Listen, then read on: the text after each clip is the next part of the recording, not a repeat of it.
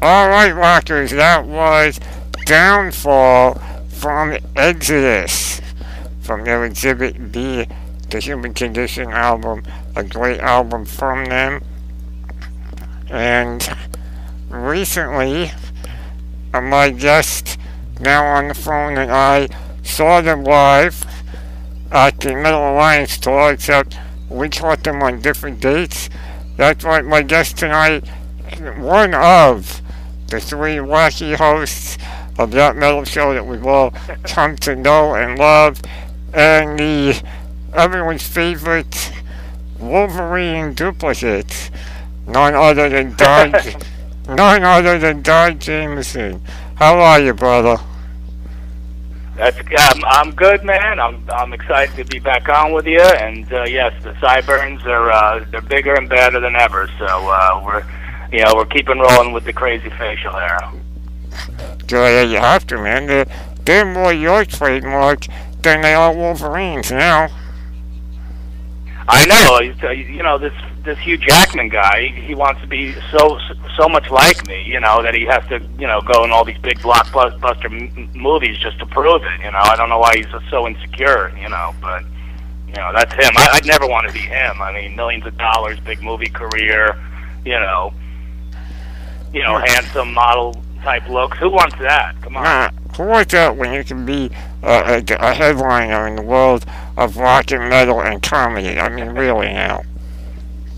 Yeah, who wants that when you can have a show on digital cable and play local comedy clubs? That's the life for me, man. Yeah, hell yeah, man. So we got a brand new season of that metal show coming up. First off, congrats to you and the guys on the new season. I am so thrilled for you guys that it is still going as strong as it is. Thank you, man. June 1st is our new season starts, and it's new in so many ways, man. And I always say this, but thanks to people like you and everyone who's supported, even just all the viewers, everybody. It keeps the show alive, it keeps it going, and in turn it keeps this music that we love alive, and we're excited. So many new things in the show. Jason Newsted is our first guest, and he is back with great new metal music. We talked to him about everything, his health problems, Metallica, his new band, which is terrific. I got a chance to see him play live. They're amazing. And, we have a bunch of new segments, and I'm really happy, and excited to bring out this new version. People really dig a lot of the new stuff we're doing. We have a metal modem this year where we're going to Skype people in from all over the world, and, we're really trying to use that to, bring in some new blood to the show. We had Jamie Josta came in on the Skype from England, and Johan Haig from Amon Amarth came up on our metal modem from Sweden, and Ben from the Dillinger Escape Plan. So we're working some fresh new faces in with some new technology. Now, I gotta admit, that's really surprising news to hear, because I know that you and Jim and Eddie always joke that you guys are still on the old definition and not high definition on VH1. Well, that's true. Right. Well, we have a whole new set and new graphics and everything, but no one will know how great it really looks until the show actually gets into HD. But we're working there slowly. I think Skype came out in about 2003, so we're only about 10 years behind the times. Oh, that's not bad. But like I said, we keep going and we keep doing this, and if people keep watching, the network has to keep doing more shows. So by 2023, we'll probably be in HD. Yeah, you guys will be in HD while everyone else is in 3D or hologram from Star Wars. Exactly, man. But yeah, as long as we can get the word out on metal, it's all good. Cool, man. Yeah, the episode coming up on this Saturday, June 1st, Jason Newsted. I love the music myself. I heard the EP. I had the privilege to actually have Jason on not long ago, and I mean, it's just amazing stuff. And he's so happy to be out there doing it again. And I didn't hear about the health issue. Was that something maybe I missed, or? Well, no. I mean, it's been well documented about his problems with his back and his neck and everything. Basically, from headbanging so hard over the years. Because you got to remember, he was in Metallica for 15 years. So, that was 15 years of constant touring. Metallica doesn't tour for 2 weeks; they tour for 2 years on an album. So, he literally just, had a lot of issues with his neck and his back, and he's had surgeries, a bunch of surgeries and stuff, and he finally got to the point, health-wise, where he felt like, I can do this new music, I can be the front man of my own band, and I could do it 100%, without feeling, the aches and pains the way he used to. So, he's just in a good place right now, all around, music-wise, health-wise, and attitude-wise. So, I'm excited for people to hear. If they haven't heard the metal EP, there's a full-length that'll be out pretty soon, actually. So, and I've heard all those songs, and they're really killer. Awesome. Yeah, I've been blasting the metal EP since it came out every so often, because it's just amazing stuff. When I had them on, a lot of the interviewers, and I don't know how you feel, but a lot of people, a lot of the reviewers of the new album were kind of, in a way, not bashing, but saying that what he's doing on metal is what Metallica is missing. And I asked him about that, and he really kind of went around it, per se, and I can understand the reason for doing so. But I was wondering what your take is on it, since you've heard the album and gotten to see him live. Do you think maybe it's something that maybe Metallica is missing? Is Newsted? I mean, we all love the album. I know I love it. I know you do. But what's your take on that whole situation? Well, I see why people say that that it's what Metallica should be doing. But to me, it's like really evolved and gone through a lot of changes and stuff. So I can't. I'm not going to sit there and compare it and say this is what Metallica should be doing now, because Metallica's doing their thing. And I thought, look, Death Magnetic, I thought was a great thrash album. So, Metallica is putting out heavy music. People just when you're the big dog, that you take the most abuse. I mean, that when you're that popular, there's going to be a lot of haters. And I just say it this way: instead, put out something that sounds like old school Metallica meets Megadeth, and that's why there's a lot of comparisons. But I just say, hey, he put out some great music.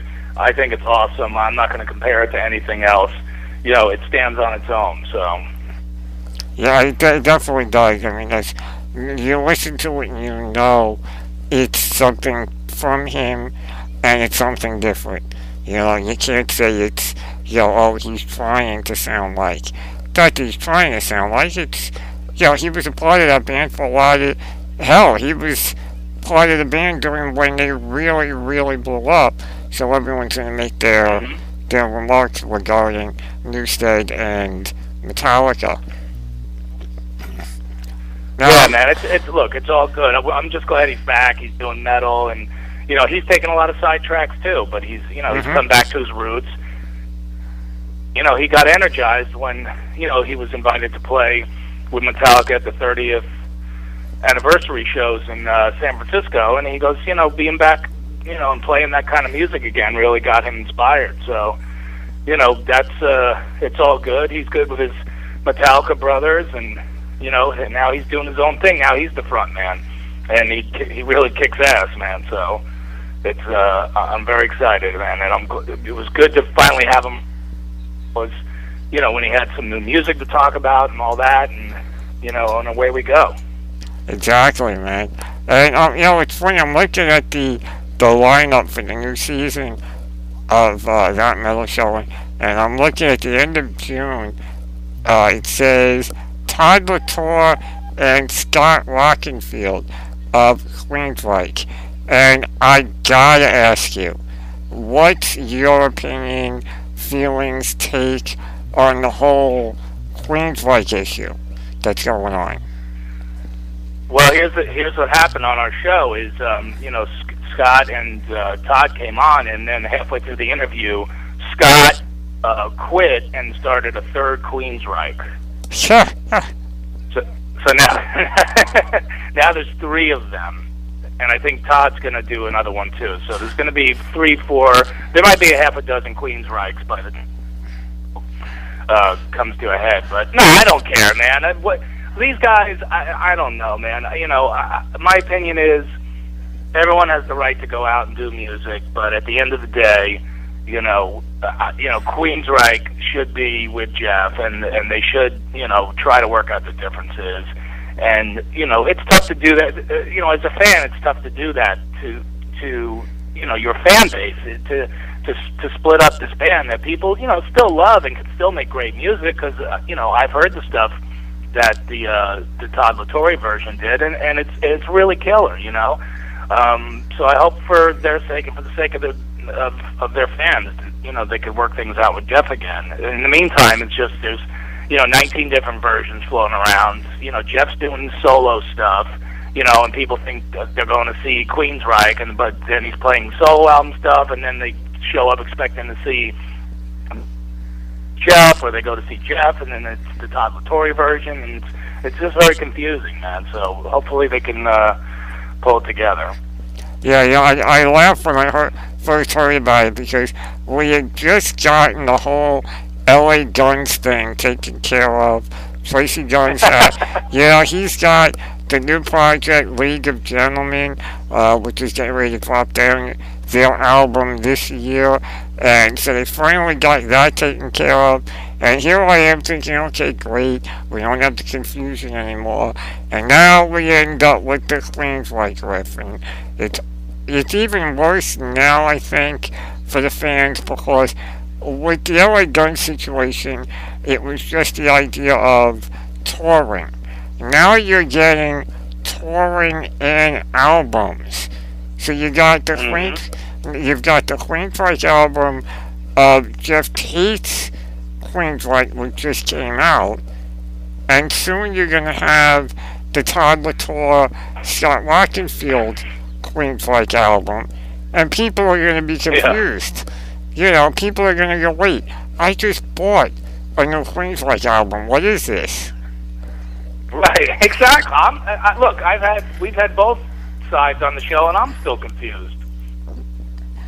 There are times. So yeah. There are times I look I look at these guys, and I think about NCIS, and somebody just needs to do a Jethro Gibbs and slap some of these guys up the back of the head. I know. I think I agree with you on that, man. We got to just.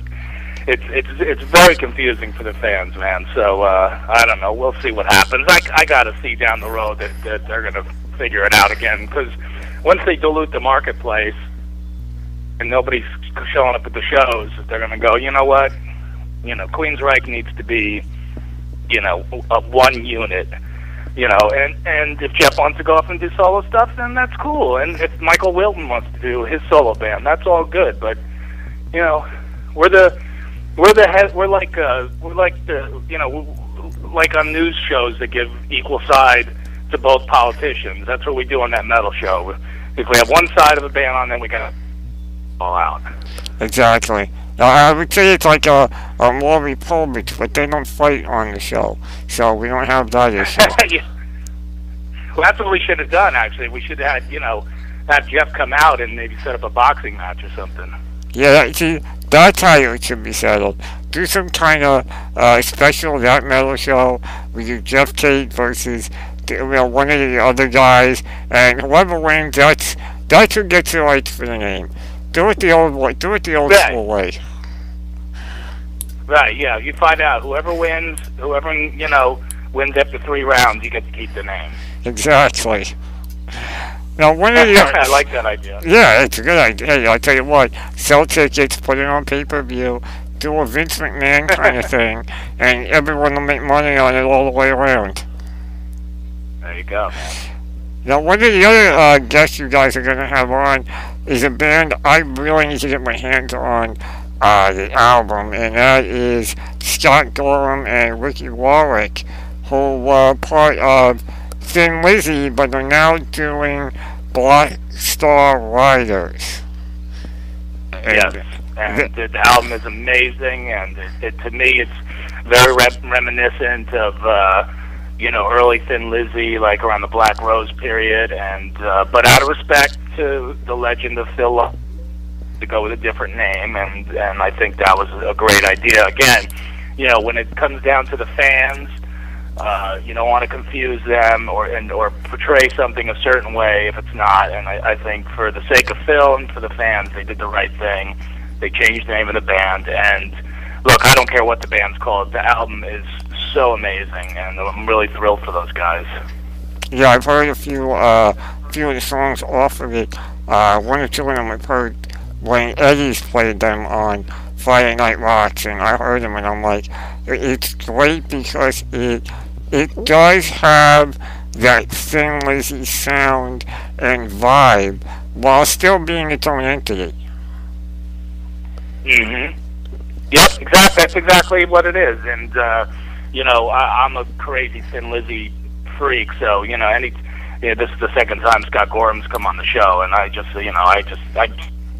did when he comes on there because I'm just such a huge fan, and I really think he's as in terms of as a guitar player, really, really underrated. I mean, he's got a very unique style, and when you hear that, like if you didn't know this was the guitar player from Thin Lizzy and you heard a track on Eddie Trunk's radio show, you'd be like, that's Scott Gorham from Thin Lizzy. And to me, that's always the key to the guitar players who are in the upper echelon. If you sing and you don't know it's them, but you could just tell from their guitar style that it's them, that's a great guitar player.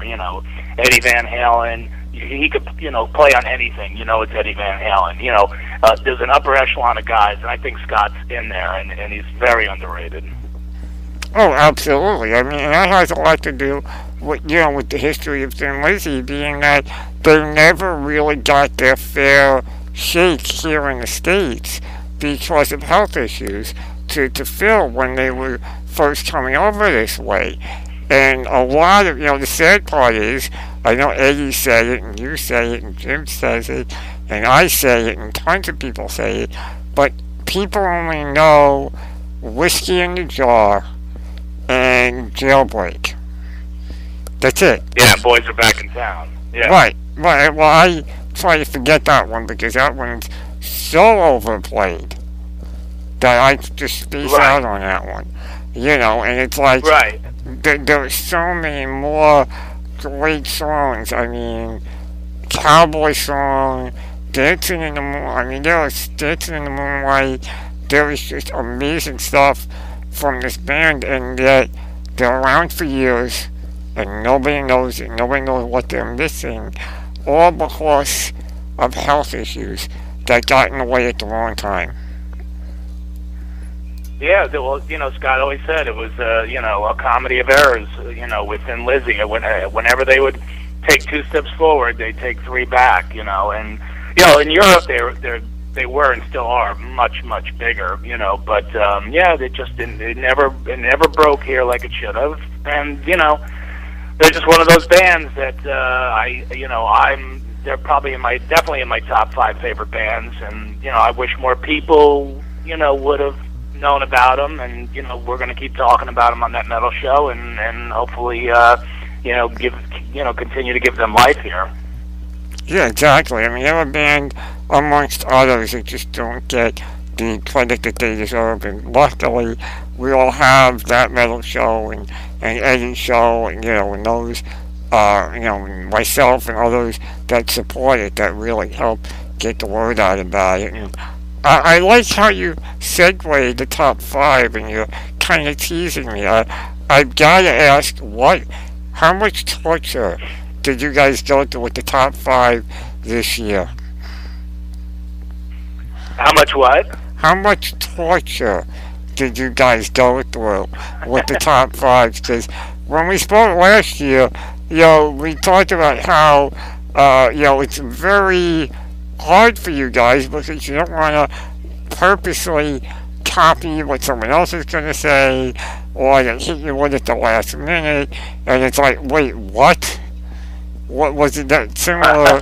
Did you guys have any similar issues this year that you can hint at, or is that best to be surprised by the show?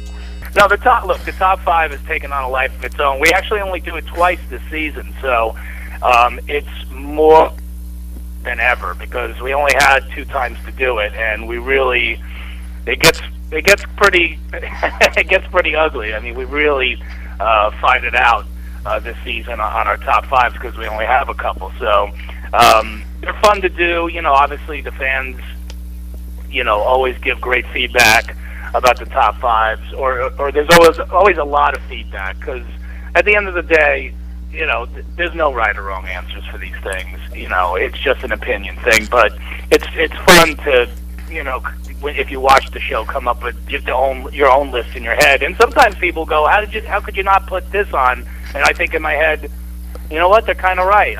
I totally forgot about that, But, because you try to mix it up, you don't want to pick the same 5 bands every time. Because if it's always Iron Maiden, Judas Priest, Motorhead, Rush, and, whoever. Mm-hmm. So you try to think outside the box a little. But, yeah, the 2 that we do this year get really nuts. Wow, I mean, you guys used to, when you did one every episode, I can only imagine, I remember you guys really getting down and dirty and having to call it just for the sake of not killing each other. So I can... yeah. That's pretty much what happens this time, too. Oh, I can only imagine, especially with only 2 of them. Oh, I can only imagine what you guys must have went through. Yeah, I've seen less tension at Russian roulette than on our top fives, so it gets a little tense, is what I'm saying. I tell you what, I believe it. I believe it totally. I mean, just from what we've seen in the past, I believe it. Especially, I love Eddie Dealey, but man, does he get defensive when you guys don't want to use something from him. It's like, wow. Yep, and knowing that we can get under his skin like that, it makes it all the more fun for me and Florentine because, as you know, we are instigators and creeps. Oh, of course. I mean, you guys are so well trained at it. Why not? I mean, come on. Yeah. So, but look, at the end of the day, we all, we're all friends. We're all best buddies, and nobody takes it personally. And if there wasn't debate about it, then it wouldn't be a fun segment. It would be boring. So you'll enjoy the 2 we have, but we have other stuff that we argue about too. So you won't miss the other shows that don't have the TMS top 5. We'll have other fun stuff in there. Awesome, that's good to hear. So now I got out of you that there's only 2 top 5s this season. Can I squeak out of you or pull out of you? Did we lose the Throwdown, or did that stay? Throwdown is gone, my friend. Really? Throwdown is gone. We end the show now with Stump the Trunk, which is always there's always another one where we can depend on Eddie we work extra hard because it's the last segment of the show. We sort of work extra hard on irritating and annoying him. So but the Throwdown is gone now. But there's great other stuff. We have a segment now called Rank, where whoever the artist is will take out 5 of their albums and have them rank their own albums. So it is a top 5 in a sense, but it's from the artist's perspective. So when Dave Mustaine is on, and we bring out the first 5 Megadeth in his order from least favorite to favorite, and these really work great because again, you're even on the set. I was sitting there thinking, wow, how did Mustaine put that album in front of this one? And then we debate about that. Like, why did you, Rick Allen from Def Leppard say, hey, why did you put Pyromania there, instead of here? I don't want to give away how everybody ranked their albums, but that's a really, cool, fun segment where there's debate, and, people at home will be watching going, wow, I can't believe that's his least favorite album. Rex Brown from Pantera. People will be shocked at which of the albums is his least favorite. So, that's another segment for people to look forward to that really worked well. I actually like that idea because I've often read in some of the autobiographies. I recently read Dave Mustaine's biography, and I've read a few others here and there along the way. These guys are often their own worst critics. So I can definitely see where taking out 5 albums that they're known for and say, okay, give me your order 1 to 5, would make them shit the bed, Yeah.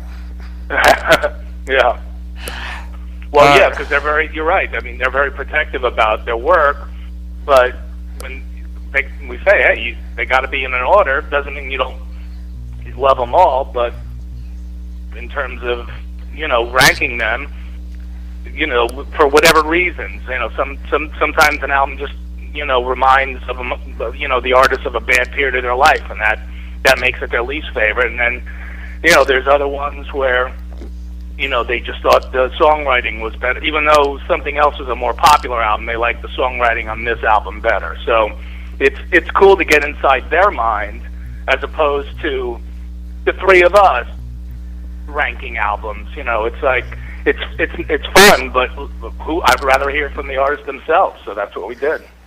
Oh, yeah, and I'm sure there are probably a few surprises in there that are maybe fan-favorite albums that don't fall as high on their own rankings as the fans might believe. Mm-hmm. Yeah, I'd say all of the ranks that we did with our guests have a pretty big surprise in them.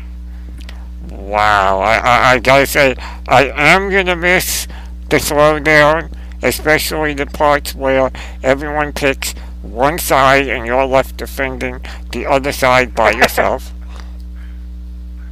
I didn't miss that. Yeah. I didn't miss that part.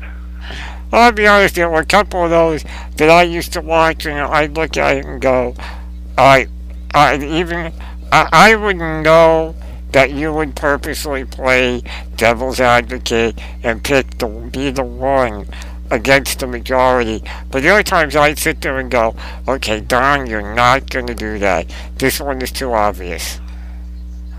Yeah, well, that's the problem is I always, in my head, I always try to think through both sides, before we go to tape, because I don't know what the other guys are going to say.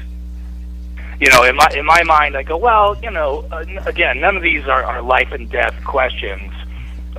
So, you really could argue for either side. So I always sort of get in my mind, all right, well, what I want to say is this, but if the other guys, all pick the other way, I got to be ready to do the other side. So, yeah, we're going to give that one a rest. We might bring that back in the future, because we actually bring back an old segment called The Rant, where go up to the podium and do a rant about something that's, driving us crazy in the world of metal. So that's a segment we did several seasons ago that we did bring back. So you never know. We might bring the throwdown back again God willing, we do more shows. Yeah, well, I definitely see you guys doing more shows. Matter of fact, I remember the last rant. I mean, you gotta be going back to at least season 1 or 2. I remember it was either you or it was either Jim talking about how fans were giving other fans garbage over the t-shirts that they were wearing, saying that's not metal or this one's not metal, when the truth of it is we're all one big rock and metal community, so let's stop being picky over what band is what band. Yeah, that was my rant where, I sort of, I mean, I always tell people the same thing, to me, if it's hard and heavy and thinking, it's all good. I don't worry if something's glam metal or death metal or black metal or classic metal. It's all to me, it's all the same. It's all good music. If you look at the guest list for the new shows, you have Rob Zombie, you have Neil Fallon from Clutch, you got the guys from Thin Lizzy, you got Newstead, you got Tom Kiefer, who has a new solo album that's very, bluesy and stonesy, and it's all good, man. It's like I said, if it's hard and heavy and it rocks your world, no need to put it into a category. It's just good.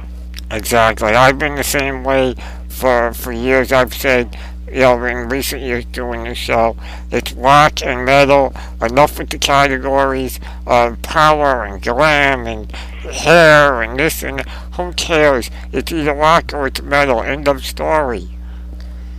Yeah, it's all good. I mean, I don't care. You could call things, give the things different labels so that, because if I have to say to you, this band is considered death metal, so you'll have an idea of what they might be like.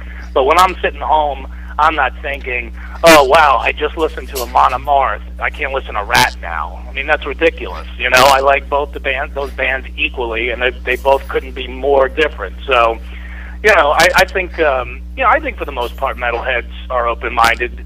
There are people, a select few, who just still, they get hung up on these titles, and it's like there's no need for it. It's just, it's all good. Exactly. I mean, that's how I feel, So, people got to realize, too, certain bands are going to appeal to certain people's tastes, while as others won't, even though those of us are going to give those others a hard time. But that's part of what we are as a community. We know what we like, and we try to share it with others, and if you don't like it, well, we'll try to convince you at least once or twice. Yeah, and look, I always keep an open mind about stuff in terms of, like, if there's a certain genre that, I'm not crazy about, I still keep an open mind about it, because I'm like, you know what, my tastes have changed over the years. I wasn't big into death metal, my background is, classic metal bands, the Priests and the Sabbaths and the AC/DCs, but, over the last 10 years, in my quest to, become more educated and discover new bands, I've, sort of gravitated towards some of the heavier bands, some of the death metal bands and the black metal bands. I don't like all of them, just like I don't agree classic metal band either, but I've changed my mind on things over the years, and I'm glad, because there's just so many different types of metal and rock that are out there that are good, and I like a lot of them. I don't just say this one genre I won't listen to. That doesn't make sense. If there's a band that's considered a glam band and they're awesome, I like them. I'm not going to dismiss them because of a label. Exactly. I'm the same way. I mean, when, I was growing up I was in high school in the 90s, so I was kind of in between the hair metal and the grunge, and, Metallica and Megadeth were kind of some would say at their peaks in the 90s, and I was kind of getting bombarded from every angle of the rock and metal world, so the bands I stayed away from then were the ones that I couldn't understand the lyrics. That guttural stuff. But then here I am years later, I'm going, you know what, maybe I don't know the lyrics, but the music is amazing. Mm-hmm. Yeah, it does. I know you cheat yourself if you don't, keep an open mind to stuff. And then if you don't like it, you don't like it. What are you going to do? Exactly, man. Hey, are you up for hanging around? I want to go into a song break so we don't bore people. I want to keep everyone hanging out with us a little bit more. You up for hanging around for a little bit after a song? Yeah, let's crank a tune, and then we'll come back and we'll talk a little bit more. Awesome, man. All right, great. Hang with us, guys. Don Jamieson's going to hang out with us a little bit. That Metal Show premieres this Saturday, June 1st. Jason Newstead, first guest, with Carmine Apiece on drums, starting this Saturday on VH1 Classic. Don, you got any suggestions on what we should play for everyone listening for this in between, while we so we don't bore people to death? Yeah, well, how about crank up some of the Newstead, man? Let's get some of that metal EP going. Sounds good to me. Let me run down to Newstead in my library, and you know what? I know just what we're going to go with. He actually requested this when I had him on not too long ago. So here you go again. Some Newstead right now. His EP Metal in stores now. This is Godsnake from Newstead, and we'll be back right after this with Don Jamieson to talk more about everything that is rock and metal.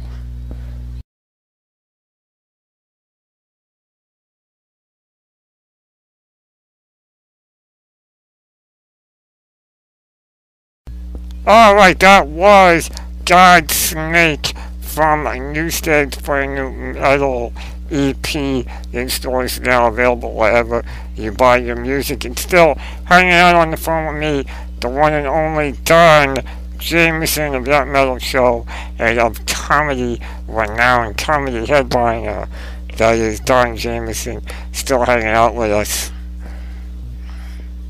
I'm still here, man. I'm still here. I was digging on the news. I love that song, man. That Godsnake song. The lyrics are really deep, like very biblical and stuff, man. I mean, you know, the music is very, you know, obviously the music's very heavy, but his lyrical content's really heavy too, man. I didn't know Newstead had that in him, but I got to give him credit where credit's due. Not only the songs heavy, but the lyrics as well, and the themes to some of this stuff are really out there, man, which is cool.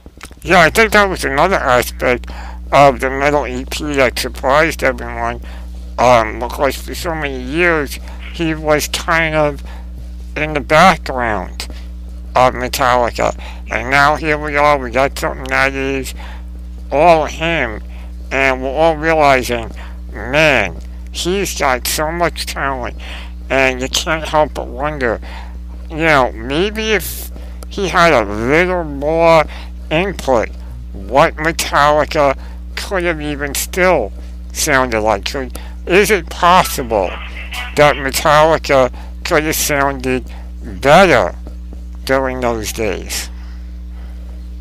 Well, I'll tease one thing that we talked about with Jason that he answered very honestly, but you'll have to tune in on June 1st to see it. But we asked him about Metallica basically wiping his bass off the album And Justice for All, and he gives a very revealing answer to that. So, because obviously that, you know, I mean, there's no bass on that album. I mean, you know, he recorded bass, but it's not on there. So yeah. He talks about that very openly on our show, and he actually gives a really great answer. So people will have to check that out. There you go. We're not getting any more spoilers from Don. I got the spoilers. He gave me the teasers about the Throwdown no longer being there, and only 2 top 5s. I'm not getting any more. I reached my spoiler mark, huh? Well, I want to tell you everything because I really am very proud of the new sort of version of the show. There'll still be all the ball breaking and all the stuff that you love about it, you know, and the guest interviews and stuff. But yeah, I want to tell you everything, but I also want people to check it out. I'm just really proud of it. I hope this is the beginning of a new life, so to speak, for the show.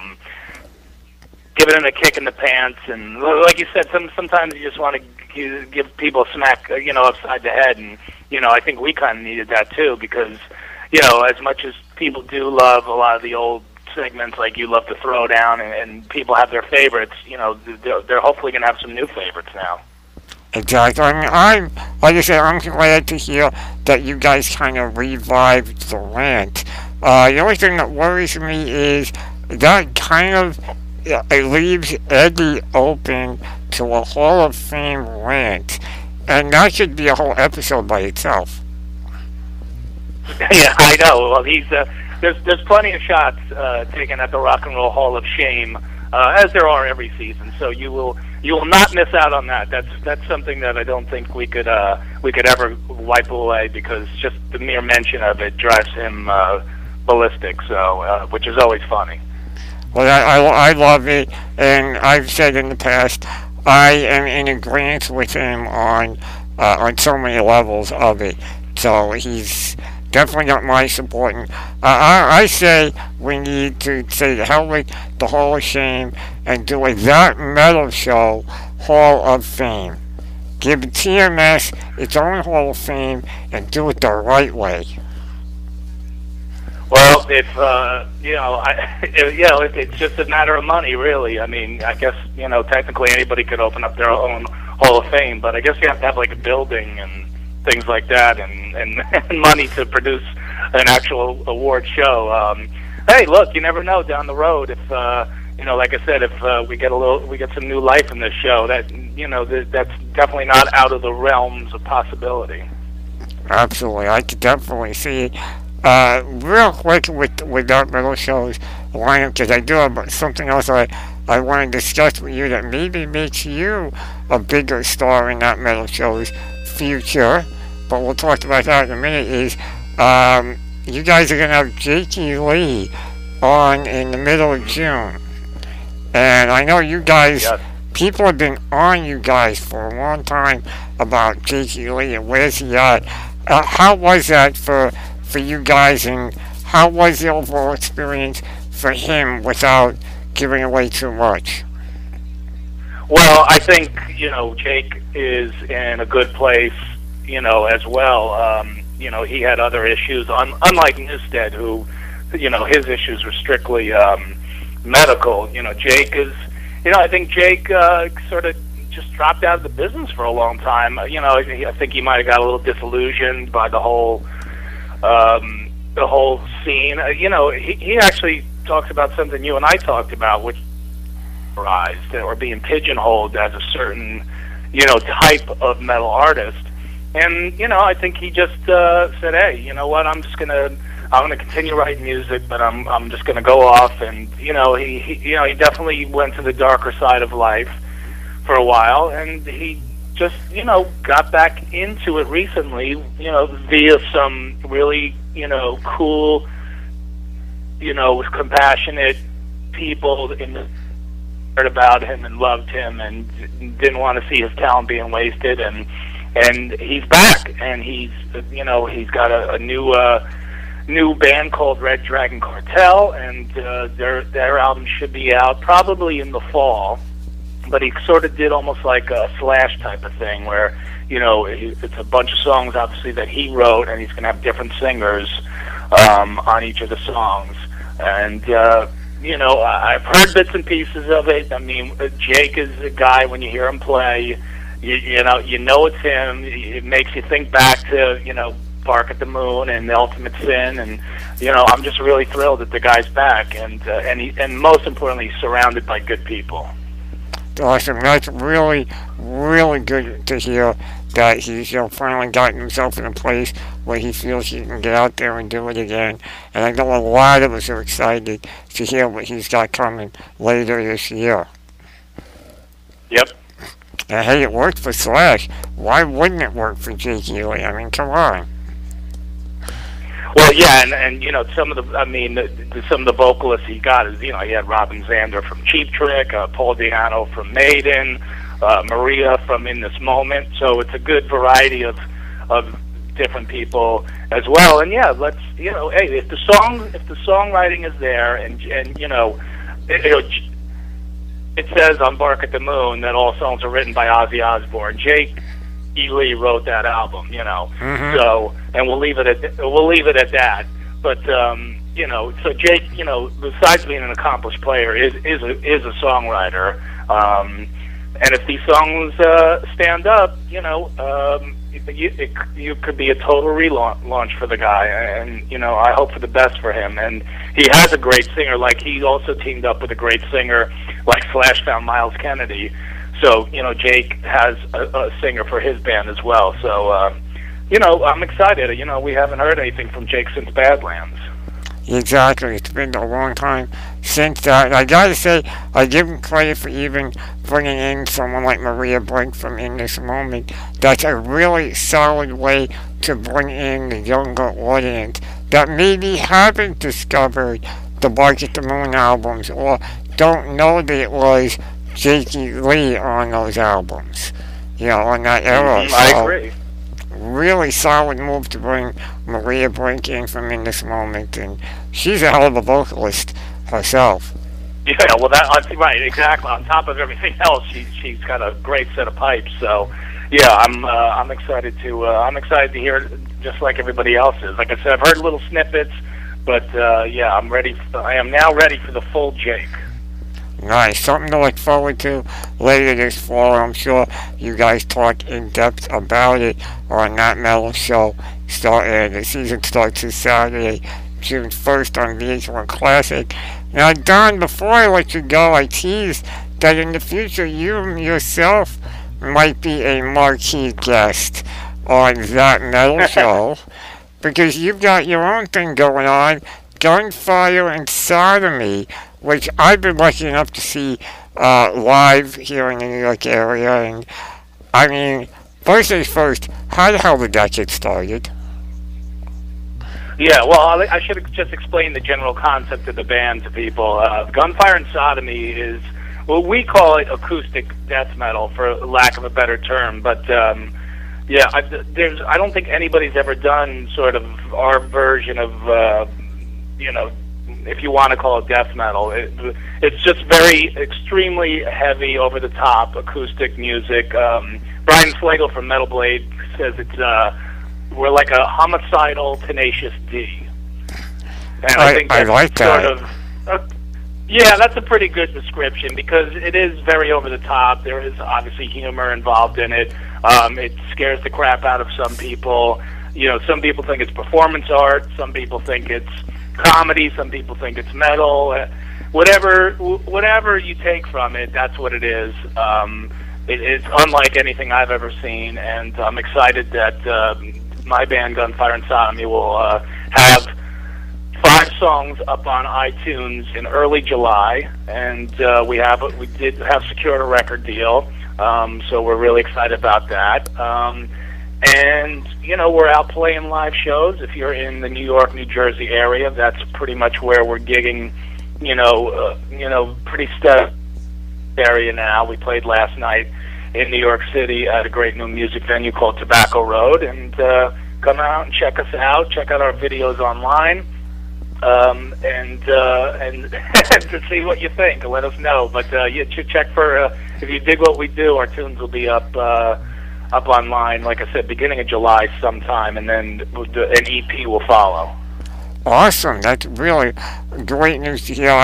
I'm going to say, because I've teased it a little bit on Twitter, I did get the tracks from you and from Jim DeMaria, who's the drummer in Gunfire, as well as Generation Kill, and I love what I've heard of it already, aside from the fact I've seen you guys live. I mean, the funny part is, and I've said this to a few people I haven't let anyone else listen to it yet, but I've told a few people it's the first death metal that I listen to, and I find myself with an ear-to-ear grin on my face while listening to it because I see the stage show in my head. Right, yeah, there's a visual concept, to the whole band, which is, lots of blood, and, we dress up like serial killers, and, so there's a whole visual element to the band as well. It's very theatrical, low-budget theatrical, but theatrical nonetheless, and, as a guy who's done stand-up comedy for, I'm in my 16th year of doing stand-up comedy, this is something that's just it's such a sort of different creative type of thing for me to do, and it really excites me because I've always wanted to do music, but I just wanted to do something that was just completely anything else, and whether people dig it or not, when you do music, you do it for yourself, and you hope people, catch on to it. But I'm glad that you dig it, man, and it means a lot that you've come to the show. So thank you. Hey, I could not. How could I not support it? I mean, it's so different that it has to work.